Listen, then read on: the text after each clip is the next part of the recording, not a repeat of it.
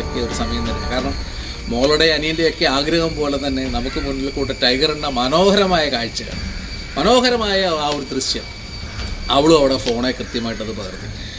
വളരെ സാവകാശം അത് കാട് കയറി പോവുകയും ആ സമയം കൊണ്ട് തന്നെ അത്രയും സമയം ഉള്ളെങ്കിൽ പോലും നമ്മുടെ സമയം നിന്ന് പോയ പോലെ ആയിപ്പോയി. കാരണം അവിടെ എവിടെയൊക്കെ പിന്നെ അതിനെ തേടി അപ്പുറത്തെ സൈഡിൽ എവിടെയെങ്കിലും വരുമോ എന്ന് വെച്ചാൽ അവിടെ എല്ലാം പോയി നമ്മൾ അന്വേഷിച്ചിട്ടുള്ളൂ. ടൈഗറിനെ കാണാൻ നമുക്ക് സാധിച്ചില്ല. എങ്കിലും ആ ഒരു ശരിക്കും വൈവിധ്യമാർന്ന കാഴ്ചകളിൽ നിന്ന് അവസാനം ടൈഗറിനെയും കണ്ടിട്ട് കബനി നമ്മളെ തിരിച്ചയക്കുന്ന ഒരു സിറ്റുവേഷൻ, ആ കാടിനെ നമ്മൾ അത്രയ്ക്കും സ്നേഹിക്കുന്നു എന്ന് തന്നെയാണ് പറയാനുള്ളത്.